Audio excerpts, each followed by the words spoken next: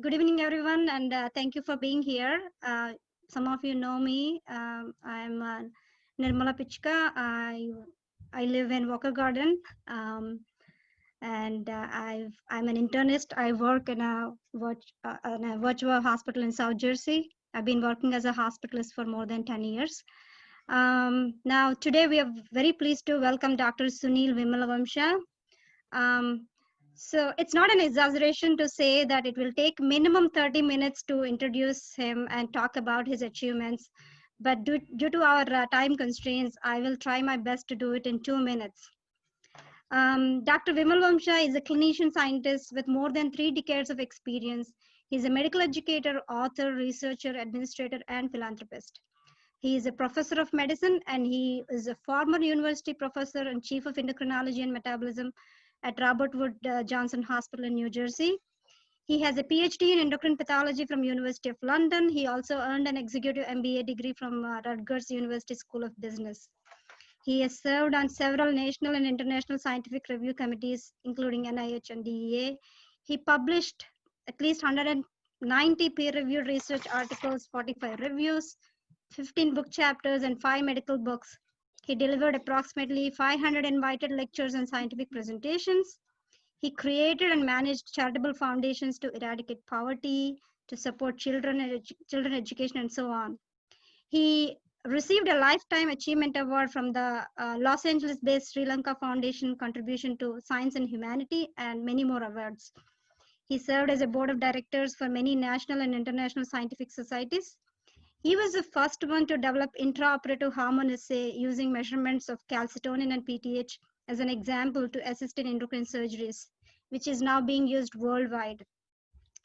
Today, he'll be sharing with us his expertise on how to stay healthy during this COVID-19 pandemic. So with that, I ask you to help me in welcoming Dr. Vimala Vamsha. Welcome, Dr. Vimala Vamsha. You are on mute. Hi, Nirmala and everybody. I hope you can hear. And thank you for giving me an opportunity to discuss some basic aspects of keeping healthy during the COVID-19 epidemic, this global threat to our social, medical, and health issues. So in this brief 20 minutes or so, I'm going to discuss mostly on how you can improve your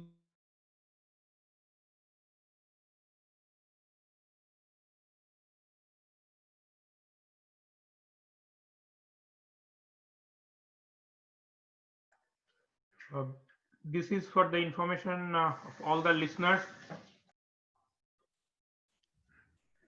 He is speaking from Sri Lanka, so the connection is choppy. So we might lose him in between. We have some other things we'll discuss along the way. So Nirmala, why don't you start discussing on something, and then as soon as he's back, we'll start.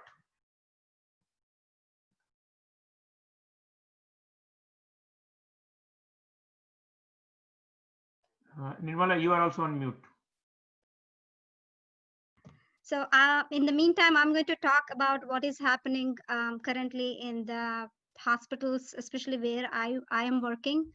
As soon as he comes back, we will give the stage to him. So we were actually expecting a surge this day, today, tomorrow, and day after, but luckily we did not see that surge. I think he's back. He's back.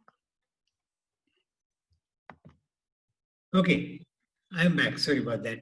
So the discussion will be focused on today, mostly on the how you can improve your immune status so that your body can fight against COVID, so that you will not get hurt, but you should be able to get rid of COVID from your body. So in this regard, there are a few very basic myths I just want to address from the day start.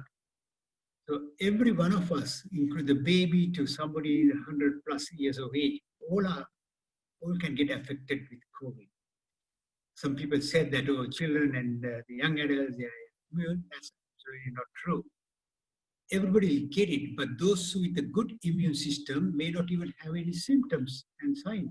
So they may not know. The children running around, they may already had the COVID, quite a few actually, especially in US and China, but they don't know that they had the infection. The problem is that those kids and young people can spread the disease still to their parents, grandparents, uncles and aunts. So that's the reason they should not visit these older folks or somebody had the other medical illness so that to prevent it themselves, them infecting. So important to realize that every one of us is vulnerable. Having said that, if your immune system is good, you can easily overcome this.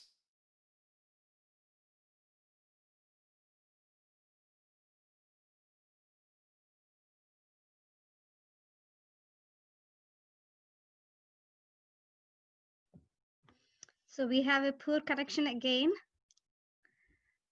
Um,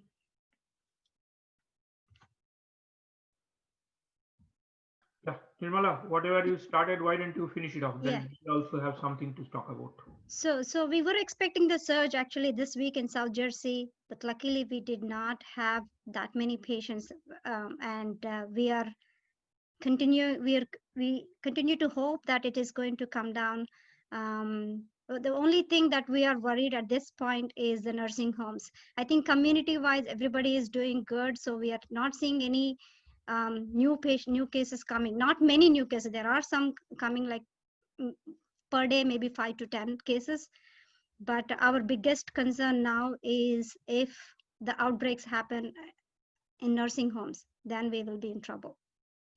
So that is where we are at the hospital where I am working right now with the COVID-19 situation. He's back.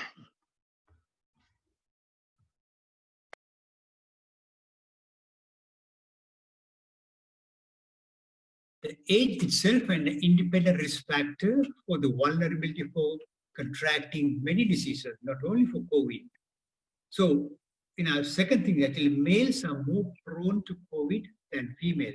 There are scientific reasons why that happened, but today is not the time to discuss those things. So, older the age, higher the chance of getting the infection, clinical infection, and the higher the mortality rate. It's a worldwide phenomenon.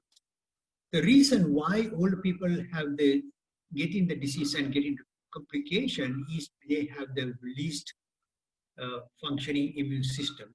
With the age, immune system activity goes down almost every decade of one standard deviation less of your potency of the immune system.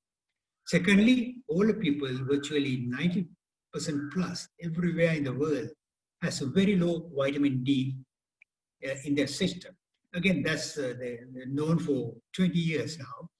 It's due to multiple reasons. One is actually that their skin is unable to produce the same efficiency like you and I to produce vitamin D. So every decade, they actually reduce the efficiency of vitamin D production from sunlight significantly. So there are other reasons as well. So therefore, they are more vulnerable to develop diseases, including COVID. And if you get COVID, they are going to develop a much more.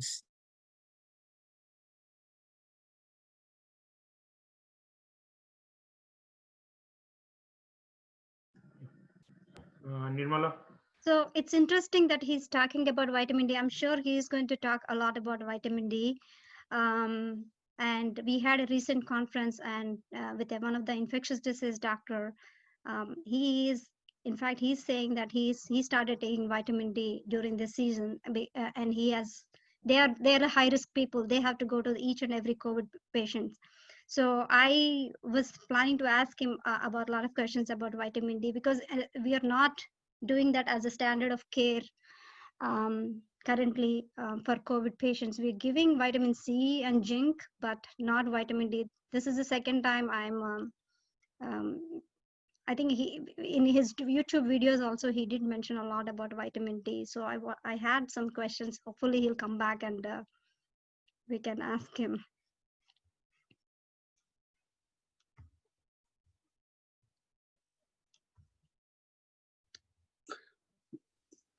There is a chat here. Okay.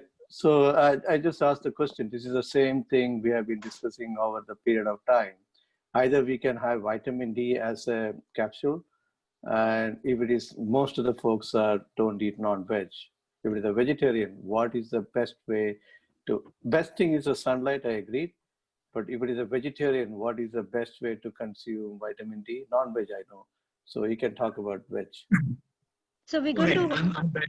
I'm back now. Can I? Sure. Okay, so let's look at the easiest ways to boost our immune system so that we are somewhat protected from that. So it can be boosted through several natural means, such as consumption of helpful and essential micronutrients. We'll address that too.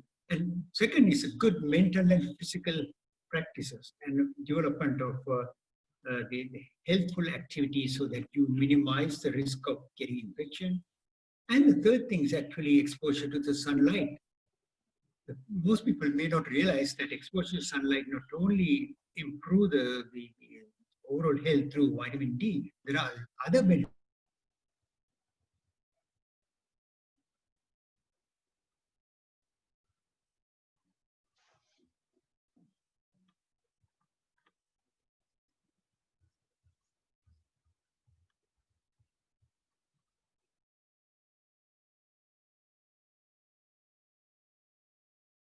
Yeah, Nirmala, would you like to answer Suresh, whatever you know?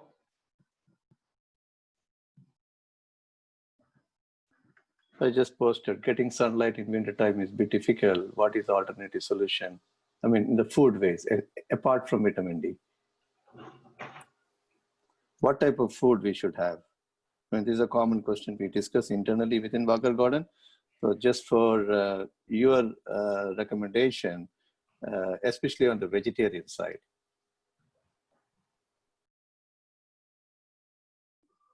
Nirmala, you are on mute.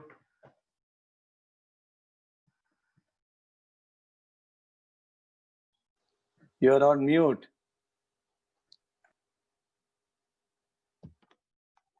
So yeah, can you hear me? Yes. Can you hear me? So I'm going to continue from there now.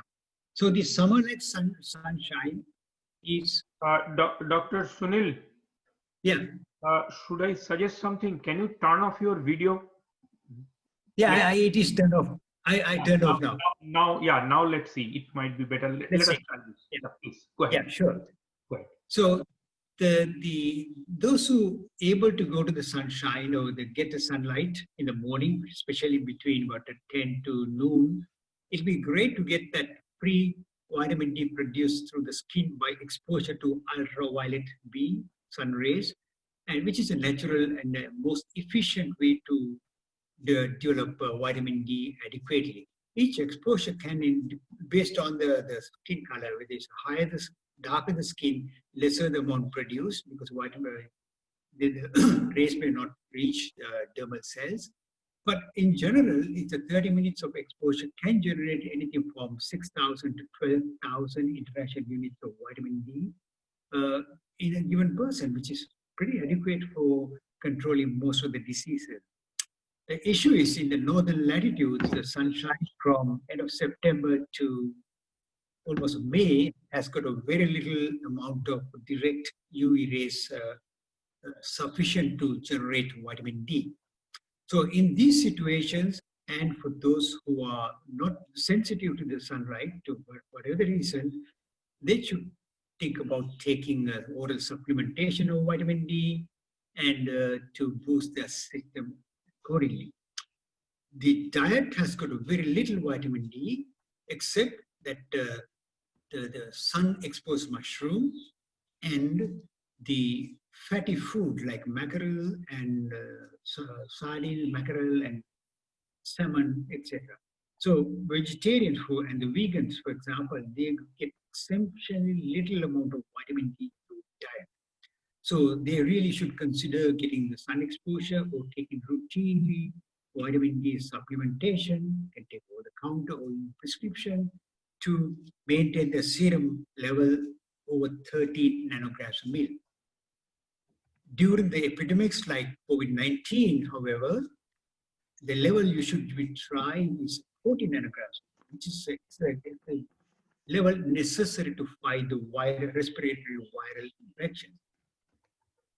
So micronutrient deficiency, especially hypovitaminosis D, markedly increase the vulnerability to multiple disorders, including non-communicable diseases such as skeletal and extraskeletal diseases, the metabolic diseases, and indeed communicable diseases. So vitamin D has a pronounced effect on the immune system, and immune boosting effects will be helpful, and it has a multiple pathways of protecting human beings. Therefore, in the current COVID-19 crisis, it's utmost important to maintain the higher vitamin D status, in addition to what I mentioned about the macronutrient intake through diet, and it'll keep the serum vitamin D level above 14 nanograms per million. This alone can boost the immune system to a level enough to fight COVID-19 infection. And there are other ways so we can assess the improve the immune system, which we'll discuss in a couple of minutes. Dr. V, So, can I ask you a quick question? yes, sure. Do you recommend routinely checking this vitamin D levels on a COVID-19 patients, the hospitalized patients? Great question. See, the data we have now accumulating from multiple countries, especially from Philippines, South Korea, Japan, and some in China, it shows that almost more than 95% of the patient getting admitted to the hospital, and almost 99% of the patient in the ICU, their vitamin D is in fact non-existing, like 3, 4 range. They're extremely vitamin D deficient. Now you can connect to what I said before, why they're in ICU, because their vitamin D and the immune system are not functioning. So the COVID-19 is having a party in our body. So in that sense, the measuring is good for the documentation, but it's not necessary because we know that the 98+%, their vitamin D is very low. So treating them with the vitamin D will allow them to boost the immune system, which take about 2 to 3 days, and then can fight against the vitamin D. The reason I'm saying that actually, there are two things. Firstly, the vitamin D measurements, even in the US, is still way too expensive. It actually costs about $1 to test it, but the companies charge you $100. So it's insane to spend $100 when you're struggling for the funds to do other things. Secondly, the vitamin D test, if you said it won't come back for another 2 3 days. You can't wait to treat somebody for that long. So I would suggest that treat them with the megadose vitamin D and give the benefit for the patient, and they will almost never ever get the toxicity with even with the 300,000-400,000 of vitamin D given as a single dose orally, not parenterally. So I hope that I answered that question. Yep, thank you. Okay, so let me continue with the other aspect. Is so this the preventative action has to be tied with all the other parameters told by the society and your own health department, like keeping social distance, working from home, staying at home, don't let the kids go and play with their grandparents, things like that, because they can actually infect the other vulnerable people. It's also important avoiding unnecessary risks, getting together parties or anything more than 2 or 3 people getting together in the community is inappropriate for the time being when you have the peaks of infection that are going around. So avoid any kind of gathering, except the gathering like this through Zoom and other video means. Of course, we can talk about this plenty. So let me address a little bit about the stress management and in fact in the meditation on how we can use that to boost your immunity and also stabilizing your mindset so that you won't get panic with all the mass media, with the fake news and whatever you want to call it, worsening the entire situation.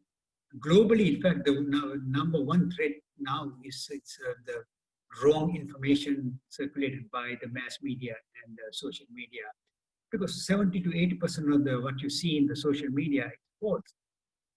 But most people just know which part of the news is wrong and which part is correct. So they don't know what to believe.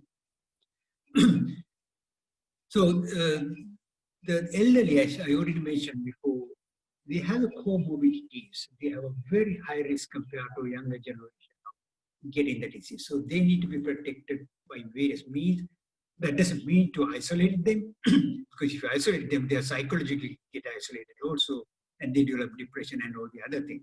So they need to be taught on a daily basis, several times a day, to keep them going psychologically and look after them for a distance setting.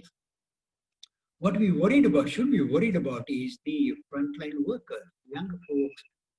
Many of you are working the front line, especially the healthcare workers, the doctors, nurses, and who are actually dealing with the patient. Same as the law enforcement, they are at risk too. They are dealing with the public and any other essential services like firefighters and things. they have double whammy. For example, they are stressed because of the surrounding condition, and also they are getting exposed to people with COVID-19. So unlike you sitting in your homes and working remotely, the folks in the front line are really at a much higher risk. I would say 10 to 100 times more risk atmosphere than you all are. So they have to take a lot more precaution in addition to the wearing N95 thing. They should be routinely and provided by the employees. They should also to do this immune boosting system on their own. And it's going to be an essential part of saving their own life, in addition to saving the lives of the others. So as the duration of the pandemic drags, the individual should not let the stress build up within them, and thus should practice one or more of the methods for preventing stress accumulation and reducing tension. So these are essential, because I'll address in a couple of minutes. If you don't do that, what is going to happen to thousands of people? So accumulation of stress can make individual irritable, impair their performance, and indeed they can make wrong decisions, because we know that in a stressful situation, even the hospital, if you're stressed enough, you can make the wrong decision, and indeed an irrational decision. So that makes the situation worse rather than helping. So they need to have the rest and really the working 18 hours a day, that kind of thing, really make it worse for themselves and also not helping the public because they're stressful situation.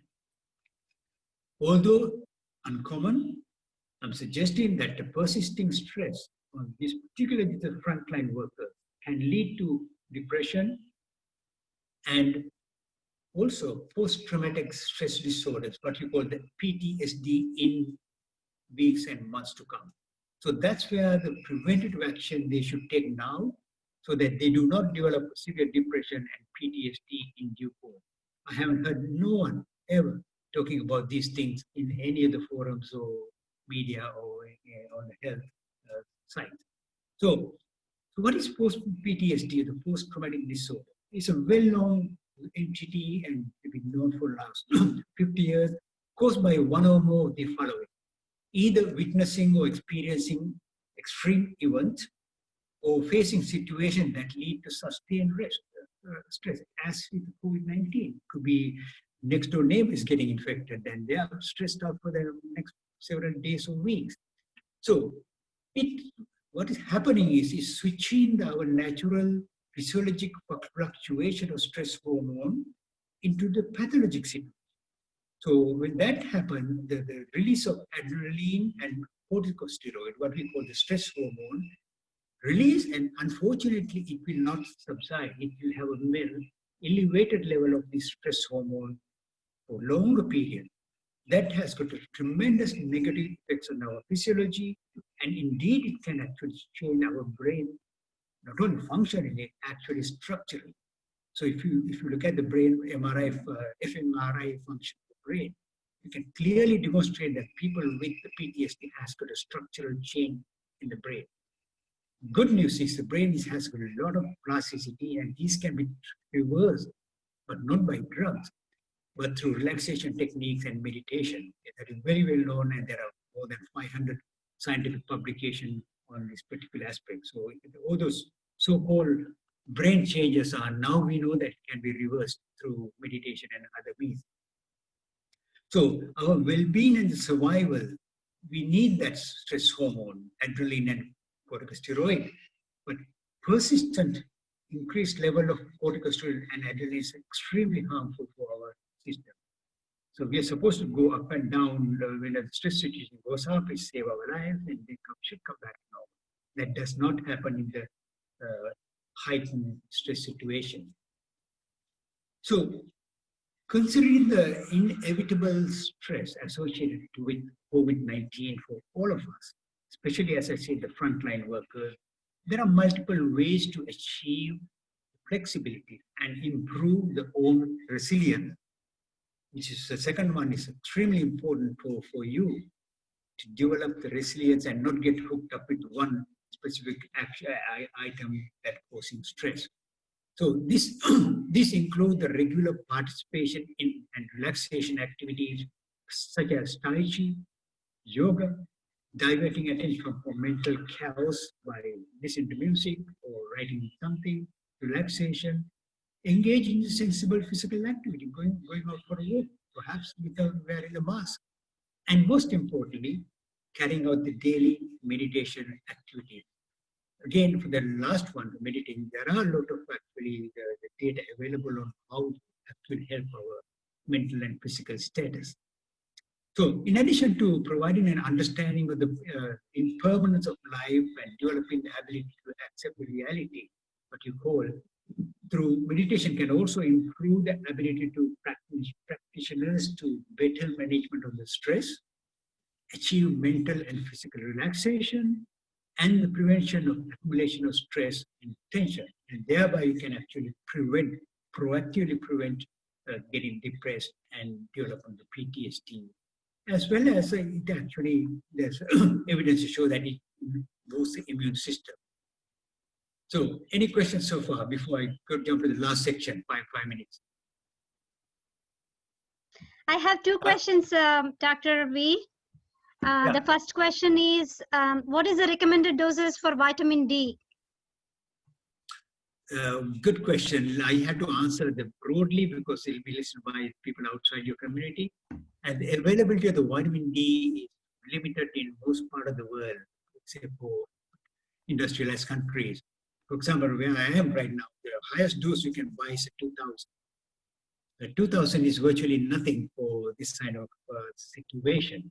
So if you were depending on the supplemental vitamin D, and if you're healthy, I think you should start taking at least 5,000 to 10,000 international units on a daily basis, so you can over the next few weeks to build up your immunity.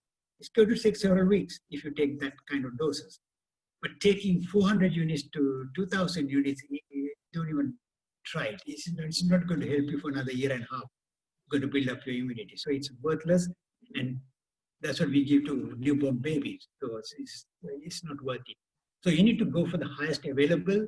And if you can get hold of 50,000 units, actually it's available in US. You can buy to Amazon or several companies. You can get it within 3 or 4 days.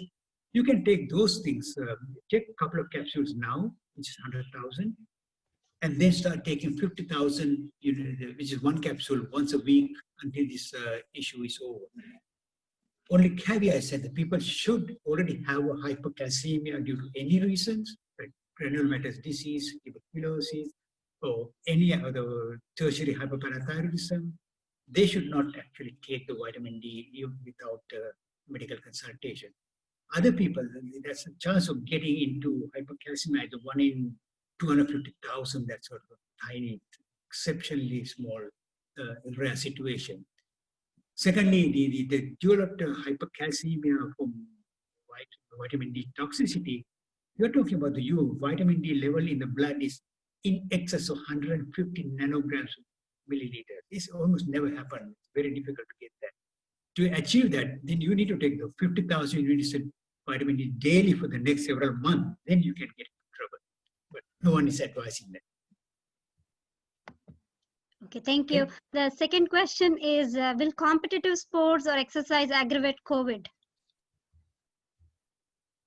When you're having a viral infection, any kind of viral infection, exercise is the last thing you want to do. Because you remember that all viruses affecting all cells, endothelium, and including the all cardiovascular cell, especially the cardiac cell, they get a myocarditis.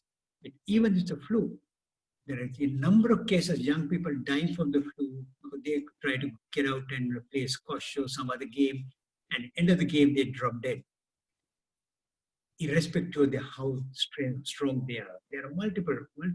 I know the one example when I was in UK, there's a world number 2 squash player who's 21 years old. He had a flu. He knew. He played the game and he just came back, and while you're drinking orange juice, he dropped dead. So he's an extremely healthy guy who's a world number 2 player. So nobody's immune from death due to myocarditis. So when you're having any viral infection, especially COVID, we know that it causes myocarditis affecting the heart. Please do not do any kind of exercise. Rest, rest, rest. Nothing else. At least for the 3-4 weeks until you overcome the disorder. Okay? Now, thank you. They want to confirm the daily doses you are recommending for a healthy individual is 5,000 international units. Is that right? Between 5,000 and 10,000, yes. 10,000 will absolutely doesn't cause problem. Especially for the older, try to get a higher dose. Okay, all right. Thank you. This is not forever. You take it for a few months and then cut it down. Maintenance doses about 2,000 units a day after that. Okay. When the problem is over. Thank you. You can move on to the next topic, Dr. V. Okay, so this is my last topic. The next 5 minutes or so, I want to talk about the other means of avoiding developing medical problem in due course, because that concerns me a lot, because I have witnessed various this kind of acute health, social, and economic problem in the past, and see the pattern of developing depression and PTSD coming several months after that. You get a significant peak. Actually, in some countries, this is also associated with the peak of suicide. It's very significant, almost 10 to 40-fold increase of suicidal rate after this kind of health disaster. It's not due to the disease itself, but the associated social stress, economic stress, and that causes leading to the people on the edge to commit suicide. So those are the things that we keep on mind. So depending on the underlying personality and the resilience you can build yourself, the PTS can occur in an individual exposed to exceedingly stressful incidents, or even the very minor things, because everybody's different. We consider stress to very differently. So it's very difficult to say that one type of stress will cause everybody something. It doesn't happen. It's based on how that person's resilience and the mentality, and he or she could cope with the stress and elimination of the stress. So, for example, someone close to the distant community having the diagnosis with the COVID-19 or family member, for example, some people may not have anything, okay, happen and they'll move on. Other people might get terribly worried about it, they get panicked, and their cortisol and adrenaline might not come back for many weeks. So that can cause problems for the future. Again, the susceptibility of the individual persons depending on in part due to the genetics, and then the past experience, culture, spirituality, and what they believe. And the previous experience, even in the school days, like bullying or harassment, they actually have that remote memory in their brain. This can push now with this COVID-19 to make them more vulnerable. Not only in school, and particularly for the workplace bullying and harassment is also important. So and if they have the social and family support, chances of getting into problem become significantly less. So it is expected that some people will experience severe depression, PTSD, similar syndrome post-COVID-19 pandemic. So it's important to prepare now and prevent that happening consciously, especially for the elderly and people with the multiple disorders. Again, I have to emphasize that the most vulnerable are the frontline workers, like doctors and nurses, and those who are witnessing patients grasping for their breath and the tragic death occurring in the, these are very stressful conditions for everybody. Therefore, it's essential to keep the strong mentality, ability to relax the mind, not allowing the stress to take over their lives, rather than you take over your life and do what's good for you, and obtaining and adapting and obtaining the ability to cope with the changing situation so early as possible. So mental flexibility and not being stressful, being rigid is also important in this regard. And so as a development resilience are key to minimizing the long-term accumulation of the stress and indeed consequent complication. In addition, the developing resilience positively influences the immune system and is likely to reduce the risk of manifesting stress-related disorders, and indeed you can subdue the COVID-19 associated issues. I can go on, but I think time is catching up. So let me stop here. But if you want, I can dwell on any of this aspect. Back to Dhruba. Yeah, there is a question.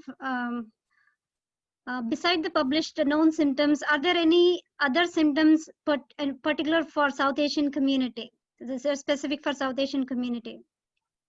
None that I know, because this signs and symptoms of COVID is very, very similar to common cold and influenza. So nobody can differentiate them. I mean, somebody say that he or she can, don't believe it, because presentation are very similar. Out of the first 3 days, they might have the body aches and pains. They might have a mild temperature, like 1 or 2 degrees temperature, maybe sore throat, and but things going to start changing from day 4 onwards.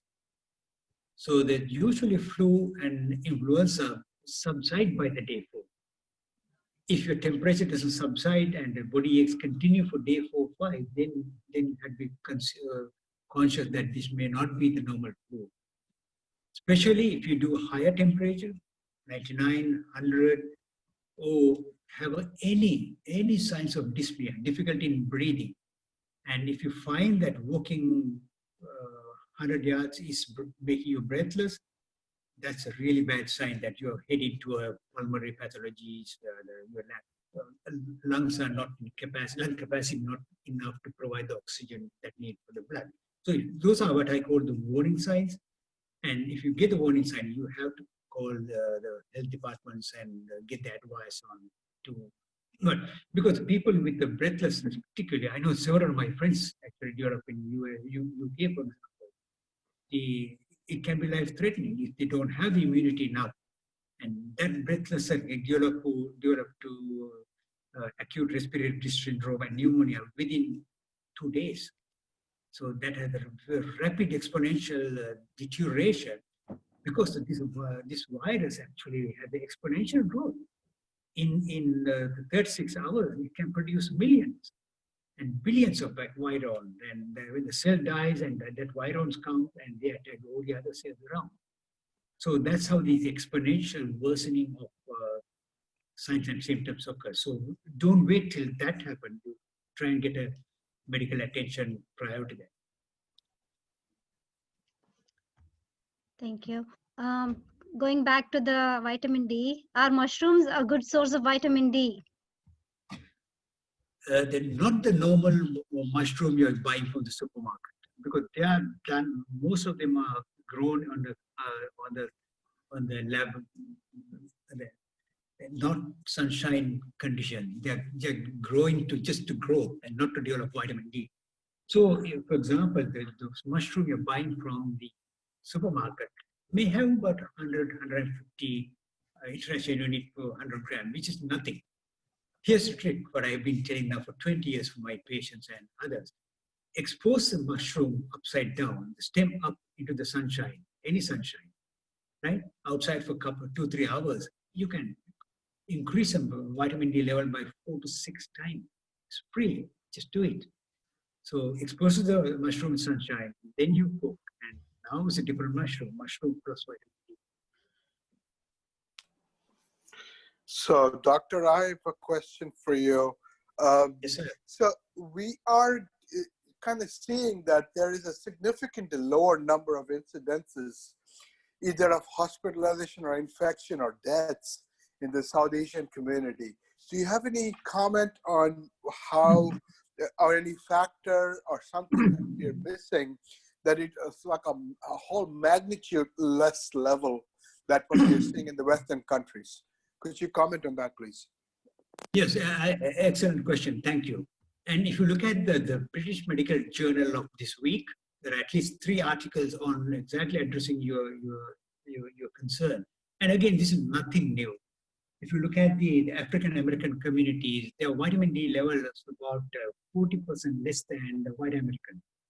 And the Asian Americans and Asian actually comes in between, not that far from African American. So we are significantly less vitamin D deficient, whether you live in India, Sri Lanka, Malaysia, or United States or UK. It's due to obviously due to 2 reasons. Firstly, the recent culture of sun avoidance behavior that happened over the past 40 years. Everybody using umbrellas and long sleeves when you get out of the sunshine, so you won't get anything. Secondly, we have the people with the brown or darker skin, as I said before. The UVB rays does not reach the dermal cells to produce vitamin D adequately. So for them, you need to stay in the sunshine double the time, in African American actually 3 times in the sunshine to generate the same amount of 8 to 10,000 of vitamin D obtaining from the sunshine. It's simply because of the melanin preventing the UVB rays reaching those dermal cells. So now again, I'm tying back to the discussion we had, when the vitamin D is low, universally, the immune system doesn't function well. Because I mentioned that the immune system has at least 6 or 7 parts, which predominantly depending on the vitamin D adequacy. So in the vitamin D deficiency, none of these are working properly. So it's very simple. So the ethnicity-based discrepancy can be eliminated by simply increase your vitamin D level, thereby increase immunity to the significant level, and your chances of getting into trouble will be less.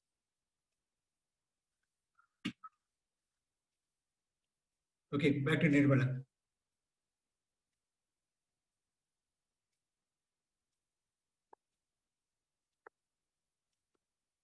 You are on mute.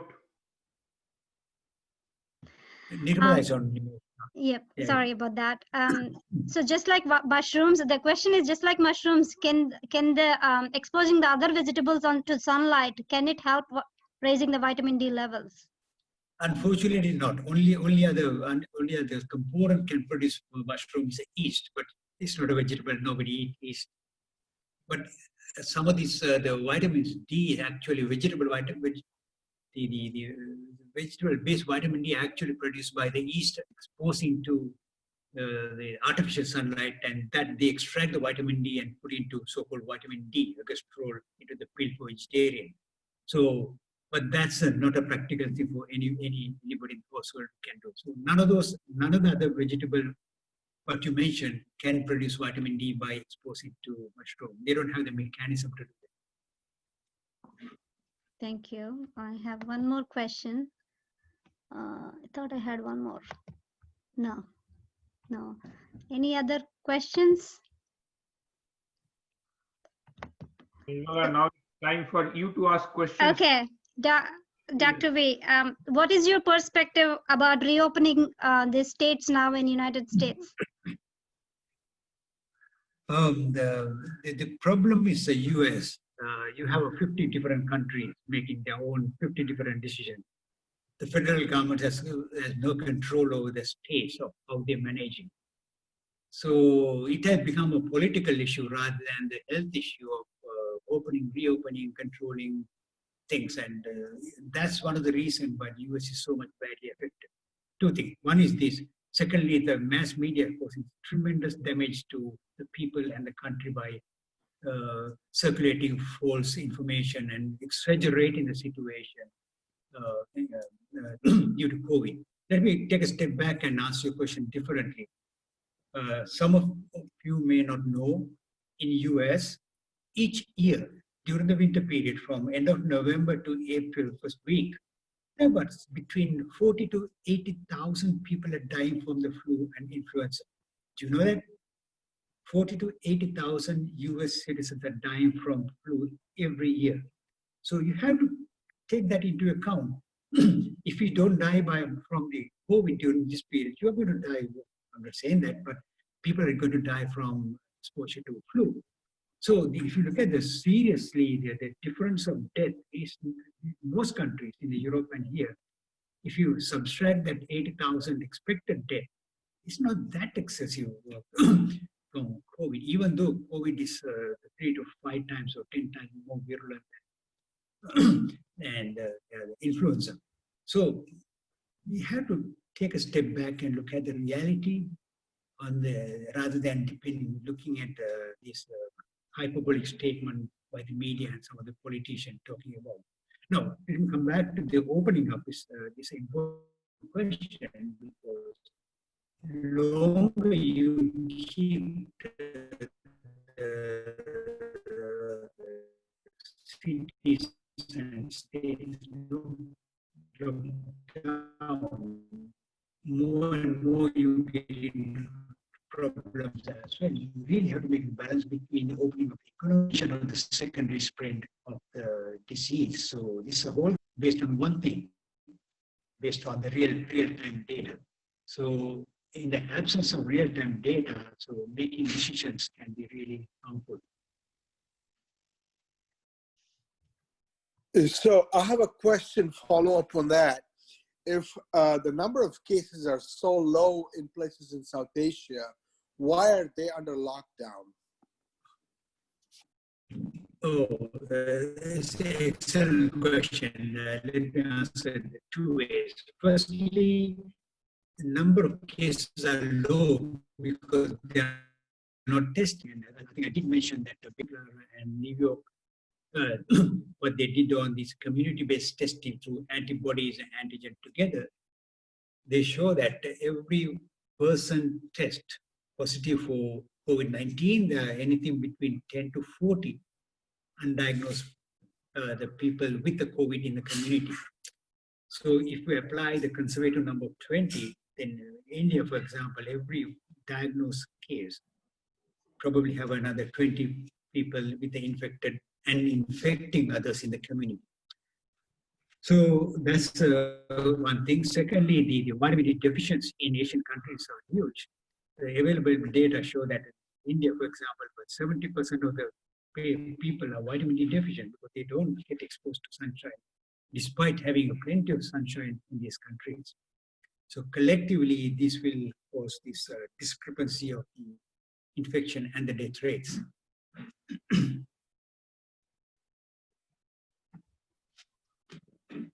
Okay.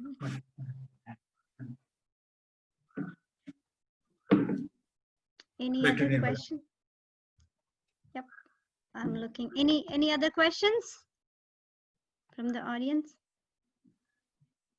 Those are great questions. Yeah, keep asking. Wonderful. Yep. Bhaskar, Sanjana, any questions? WDF, you could ask some questions. I'm sorry? You are WDF representative. Okay, sure. So, so we routinely give this vitamin C and zinc on all COVID-19 patients. Dr. V, what is your, can you comment on that? Yes, the available evidence suggests that vitamin C probably has not much effect on this particular viral disease, but common cold, we don't know. We never done any scientific experiment except that Linus Pauling's hyperbolic statement going back to 60 years ago. But actually, there's no definite studies have been done on vitamin C and respiratory viral diseases. In contrast to vitamin D, there are at least 2,000 scientific publications, including more than 500 randomized controlled clinical trials, showing that it can reduce the incidence by anything from 30 to 50% by having vitamin D adequacy. Zinc is a totally different category. Zinc has tremendous beneficial effects of preventing the viruses getting into the human cells. Unfortunately, zinc ions have no capacity to enter into the human cell by itself. It just can't. It cannot penetrate the cell membrane. Zinc. So it needs the adjunct, the components, mostly plant-based areas like the plant steroids and most of the stuff we eat through vegetable. Those components actually help zinc to get inside the cell.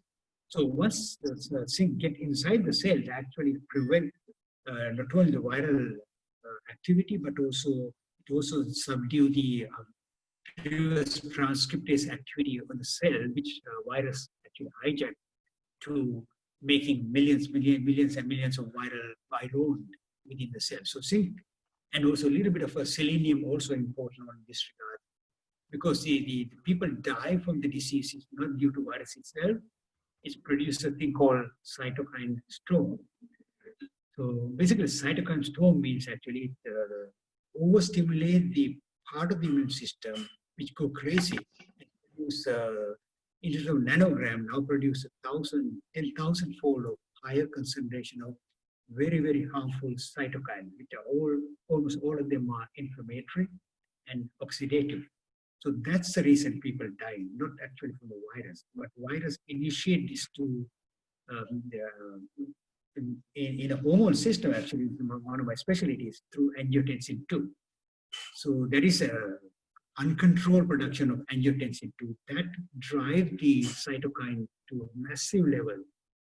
It causes the tremendous inflammation, abdominal inflammation, and oxidative stress. That's the one actually produces HLH syndrome and acute respiratory syndrome, and pneumonia, and death.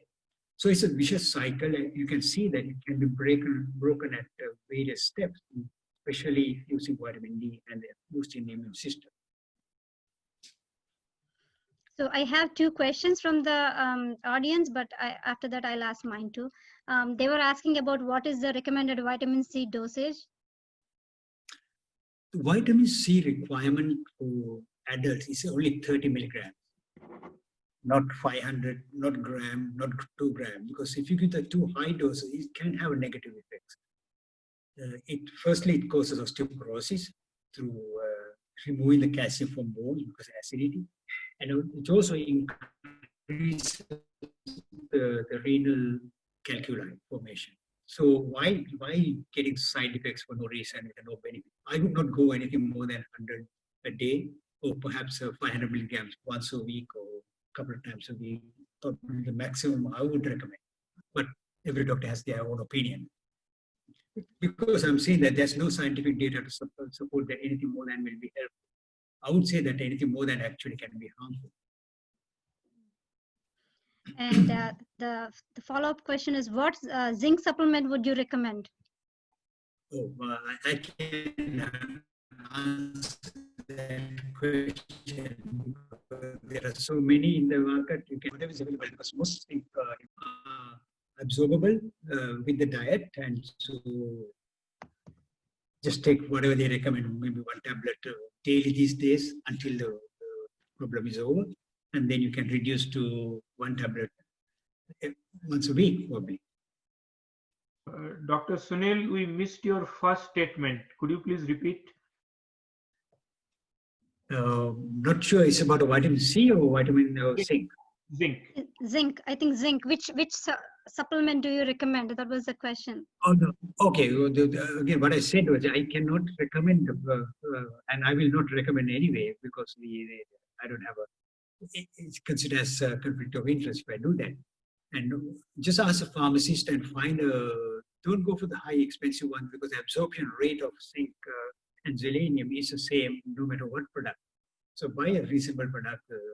I won't spend anything more than $5 per bottle and get one. And these days it's perfectly okay to take on the daily, But when the things does settle down, probably I would reduce to one tablet once a week. The question again on vitamin D is 50,000 international units once a week is okay to take. For how many weeks should we take this dosage?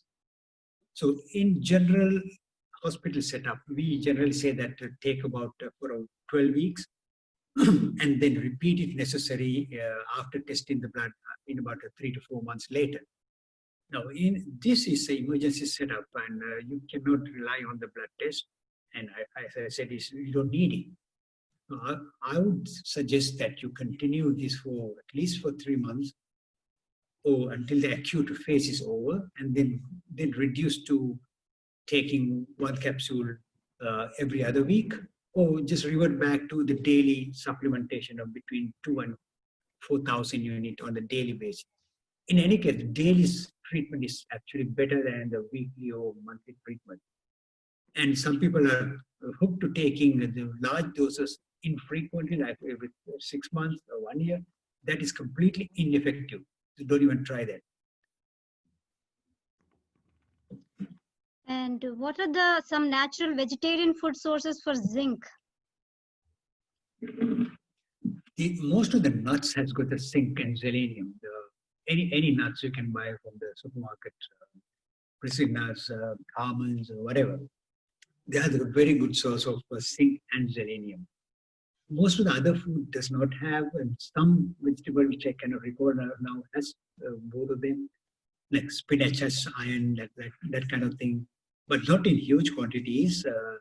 But you should be able to get it. If you look at, I think you Google, and you might be able to find some solution there. This is my question actually. When you talked about this angiotensin converting enzyme, ACE receptor, that virus acts through those receptors. What is your comment on people who are on these medications, ACE inhibitors and hypertension? It's a great question, but we may not, most of the audience may not understand because it's more high-end science. I know they may be on some of the residents here may be on those medications like lisinopril and all. Sure, happy to address that. Now, first series of report came in January and early February. They jumped the gun. They analyzed about 10 patients, 20 patients, especially from Italy, and wrote articles in the Lancet and in BMJ, British Medical Journal, saying that it's harmful and you should immediately stop it. It's absolutely 100% wrong. And if you look at the research articles from March and April, consistently 100% say that you should never stop those medications without doctor's advice. And unfortunately, doctors may not know the right answer either. And if you're taking angiotensin converting enzymes or ARBs and receptor blockers, like losartan, for example, don't stop it, because the reason is you need that, especially when hypertensive. You don't want to die from hypertensive crisis. Secondly, if you look at, actually, I have 2 papers coming up soon. It's already in the process. I'm addressing your question specifically, much more scientific level. Both ACE inhibitors and ARB in particular actually very helpful in preventing the viruses getting inside the body. So that's a new information coming up. So instead of harmful, they're actually helpful. In fact, some of my friends, I'm not advising, but they actually started taking ARBs, even though they're not hypertensive to protect. But I'm not advising anyone to do that. But if you're taking, please do not stop, because that will probably protect you. Great question. It's very important.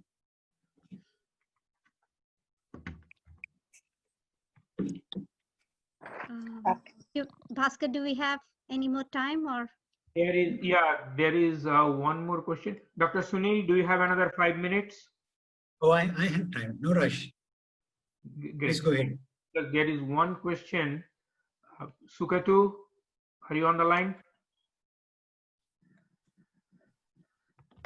Hi, I'm on the line. Yes, it's Purvi. I was asking about it. Why don't you ask? Yeah, so you mentioned cytokine storm, doctor, and I was looking online. I was actually looking it up many days ago, about these 13 herbs that help reduce inflammation in the body. And some of these herbs are available in our kitchen. Not everything is available, but some of these are available in our kitchen. So how about, like, would you recommend that we make a kadha or something and just drink it? So, because we never know when we are getting sick, or because initially we may feel that we're not too sick, we just seem to be okay. And then you say it hits you after 4 or 5 days or 8-10 days. So if we are in the habit of taking this, do you think that it might help us? And the herbs are, like they mentioned, are turmeric, green tea. They mentioned chili peppers, capsicum. They mentioned black pepper. They mentioned, hold on one second, I'm so sorry. Turmeric, I said. Green tea, I said. Chili peppers or capsicum, they said. They mentioned black pepper and rosemary, cloves, cinnamon, ginger. So certain things we already have at home. So if we make something like a drink or something, which is also actually a liquid version of the herbs, would you recommend that, or you think it's not really necessary? It doesn't help too much because it's too small quantity, or I don't know. What would you feel? Right. So you're suggesting to put the whole kitchen into a drink. The grandma's recipes. Now, I certainly cannot recommend any of those things because I'm a scientist and a physician scientist. So I cannot recommend anything without having the scientific data in front of me or read something. So the simple answer to the question is I cannot recommend, but there's no harm of doing those things, no harmful effect. It's okay to try yourself, but not on a mass scale. All the subjects you mentioned, there's only one, there have been at least 2 studies, which is the turmeric-based. But it seems to be that the turmeric can work with the zinc and the hydroxychloroquine. That combination, there have been 2 studies have been done, very small studies, showing that adding turmeric may have a little bit of additional benefit. No other substance has been tested scientifically. So hydroxychloroquine is in kalanji seeds. It's in the black seeds, right? The black jeera. Yeah, but the doses coming up is the peanuts, nothing. Oh, you're so it's talking very about small quantity what we eat. It's very small quantity. That's what we're saying. The turmeric and the kalanji seed, or the hydroxychloroquine, you need a minimum 600 milligrams to effective. So to get that from black pepper, you need to have 3 kilograms of that stuff. So these are not practical. Just because there's something there, it means nothing. Because, okay. It's all dose dependent at both ends, and anything can be toxic if you take more. Yes. Even the vitamin C, as I mentioned. So similarly, however good the stuff is, if the dose is too little, homeopathic, it will not have any effect. Okay. Okay. Thank you. You're welcome. Thank you, Dr. Vimal Vamsha. I think it's thank you. Oh, I have one last question, I think. Go ahead. No, that was just a thank you note. But thank you very much for giving your valuable time and expertise on all this. The healthy. I'm sorry, somebody is talking. Yeah, so thank you, Nirmala. So on behalf of the COVID-19 volunteering team and the entire, I would say, the WJF Walker Garden community here in Plainsboro, many thanks to Dr. V for gracing this Zoom session and giving these very valuable findings and guidance and opinions on this topic for our community. Many thanks to Nirmala for moderating the session, and Gulshan for organizing this session. Just an amazing session. I think I learned a lot about vitamin D and zinc and PTSD. And I'm not, I think old days I was a scientist, but all these topics and how many milligrams we should take, I think it was just invaluable guidance were given by Dr. V. So many thanks, and the entire community members who have joined this Zoom session. So my sincere thanks, and on behalf of entire organizing committee, many thanks for having this great session for the community. Thank you. You're welcome, ma'am. Thank you. Appreciate it. Thank you, Dr. V.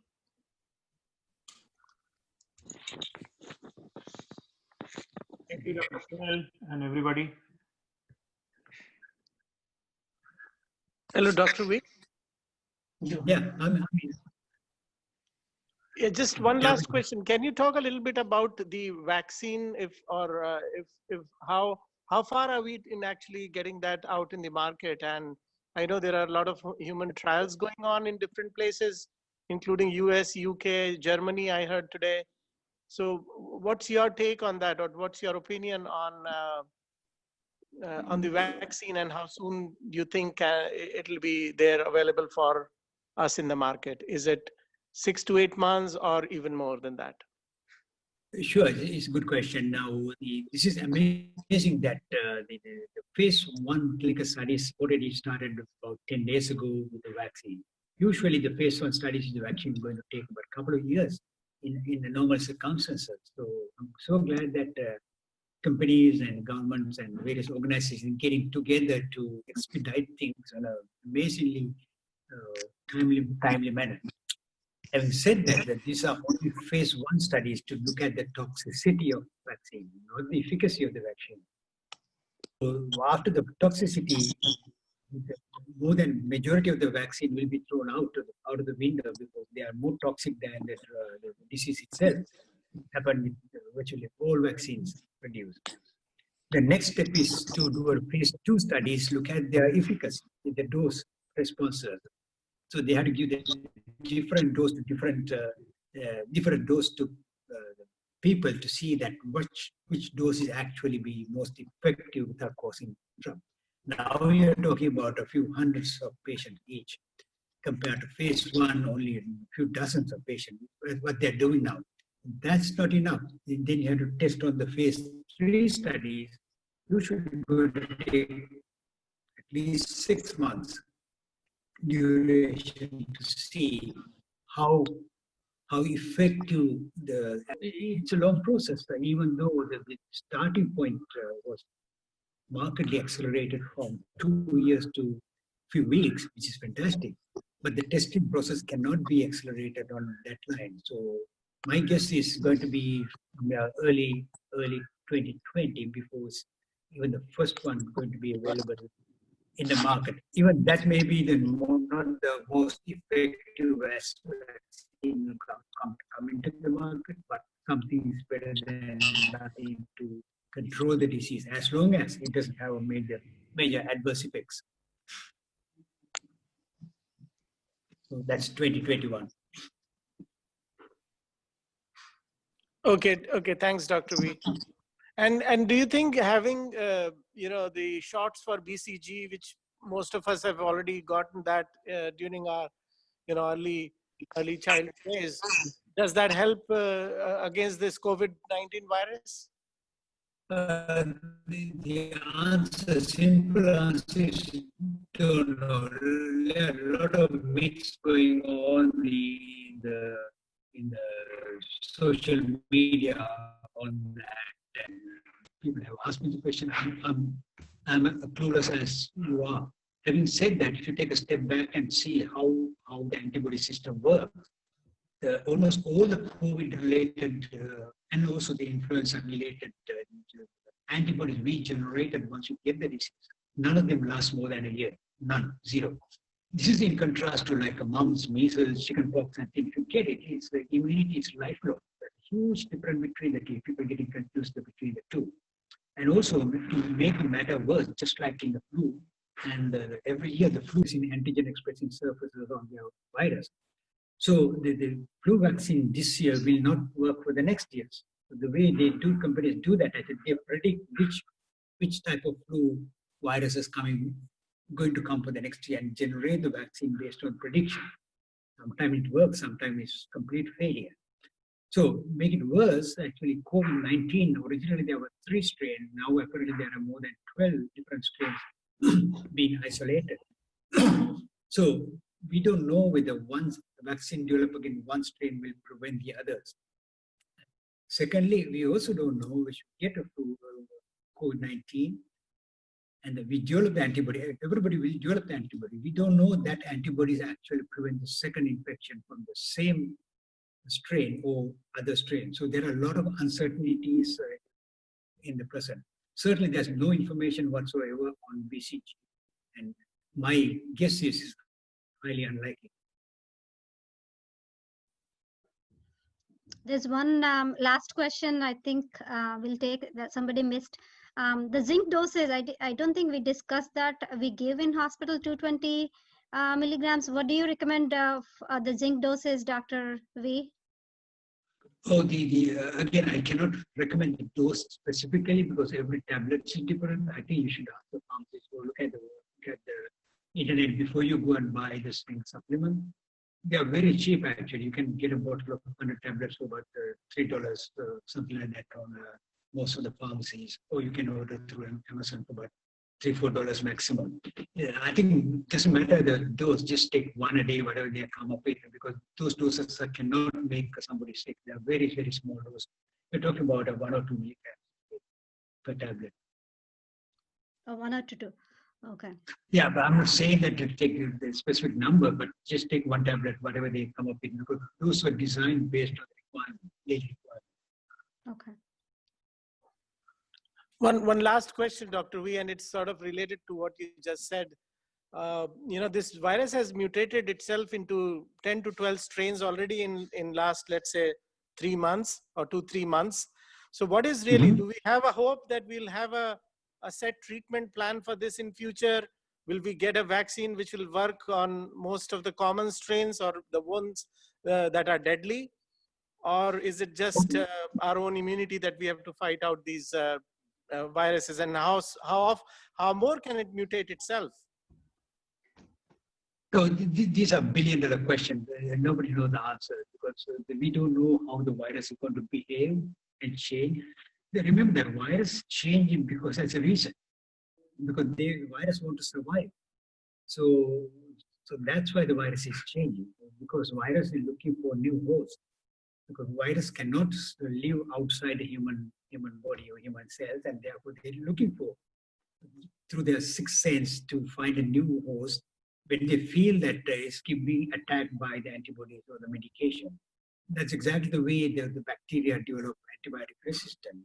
They want to survive, and therefore they change to overcome the antibiotics the doctors are prescribing. Exactly the same phenomena. How and why it works, no clue.